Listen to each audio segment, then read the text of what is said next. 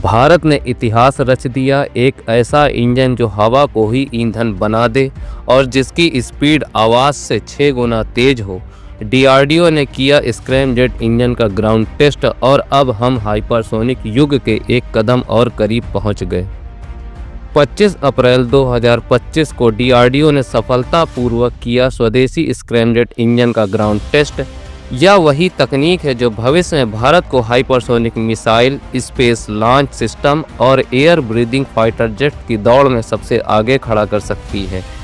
ये कोई आम परीक्षण नहीं था, बल्कि एक गेम चेंजर था, क्योंकि यह इंजन काम करता है एयर ब्रीदिंग तकनीक पर, यानी इसके लिए ऑक्सीजन कैरी करने की ज़रूरत नहीं है।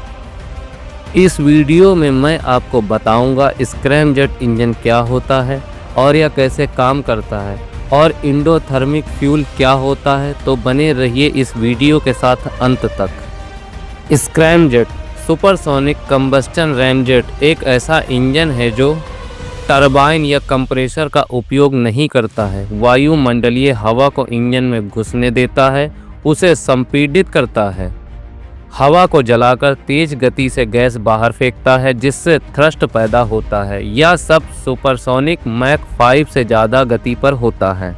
याद रखिए, स्क्रैमजेट इंजन की प्रक्रिया मैक 5 से ज़्यादा की स्पीड पर होती है। टर्बोजेट सबसोनिक या सुपरसोनिक गति मैक 2 से 3 की गति। इसका मतलब जो इंजन 2 से 3 मैक की गति प्राप्त करते हैं उन्हें टर्बोजेट इंजन कहते हैं।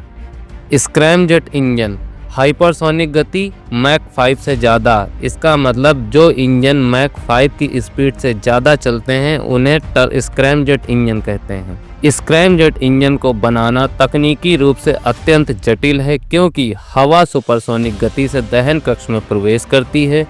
इतनी तेज हवा में फ्लेम को स्थिर रखना मुश्किल होता है। तापमान 2000 सेंटीग्रेड से ऊपर जा सकता है जिससे दहन कक्ष पिघल सकता है।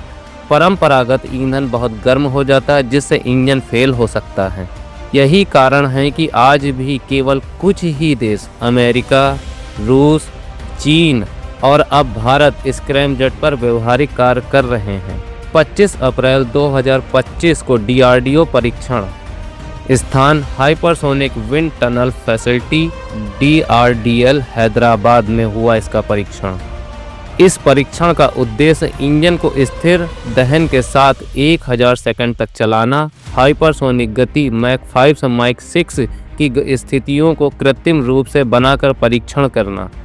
इस परीक्षण के परिणाम स्थिर फ्लेम स्टेबलाइजेशन सफल रहा। ईंधन इग्निशन में कोई विफलता नहीं आई, इसका मतलब ये भी सफल रहा। थर्मल मैनेजमेंट बेहद प्रभावशाली रहा, इसका मतलब थर्मल मैनेजमेंट अच्छा रहा, बहुत ही अच्छा रहा। टेक्नोलॉजिकल इनोवेशन एंडोथर्मिक ईंधन। यह ईंधन जलने से पहले ऊष्मा अवशोषित करता है, इससे दहन कक्ष को शीतलता मिलती है। ईंधन खुद ब खुद सुपर हीटेड होता है जिससे ऑटो इग्निशन आसान होता है। इसका प्रयोग अमेरिका के X51 वेव राइडर में किया गया है। उन्नत thermal barrier coating TBC। DRDO ने सिरेमिक आधारित कोटिंग तैयार की है जो 2500 सेंटीग्रेड तक सह सकती है। यह दहन कक्ष और नोजल को पिघलने से बचाता है।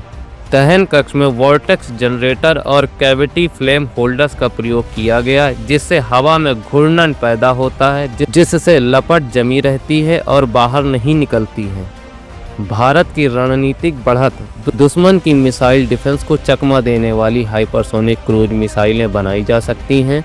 इनकी स्पीड मैक 6 से मैक 8 की गति तक होती हैं। ब्रह्मोस 2 जैसी मिसाइलें स्क्रैमजेट आधारित हो सकती हैं।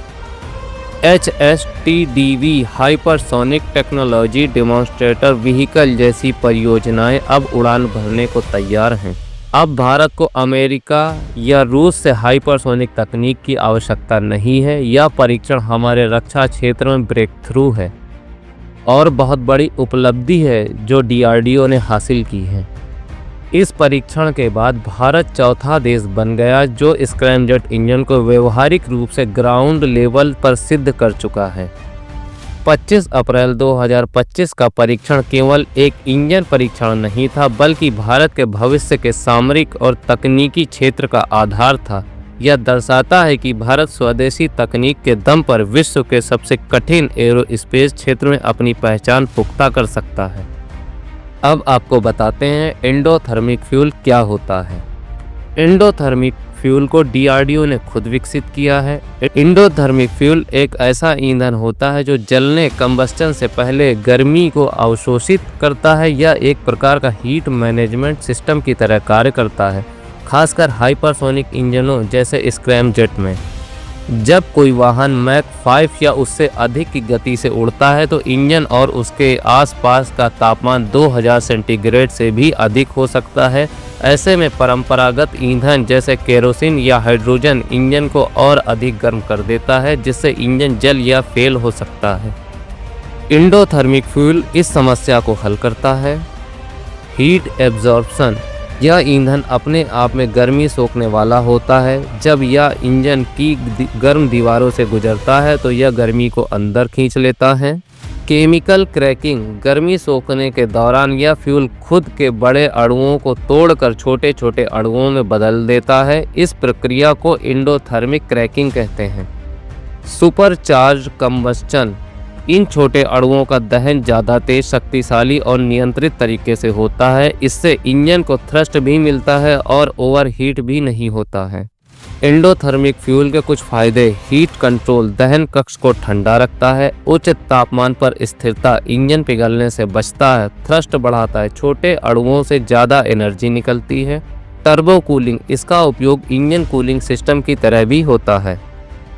इस वीडियो में आपने जाना स्क्रैमजेट इंजन क्या होता है और एंडोथर्मिक फ्यूल क्या होता है। अब आपके लिए एक सवाल: क्या आप मानते हैं कि डीआरडीओ अब अमेरिका, रूस और चीन की बराबरी में आ रहा है? अपनी राय हमें कमेंट में दीजिए। वीडियो देखने के लिए धन्यवाद। वीडियो पसंद आई हो तो लाइक, शेयर, सब्सक्राइब करना ना भूलें और दबाना ना भूलें क्या बेल आइकन।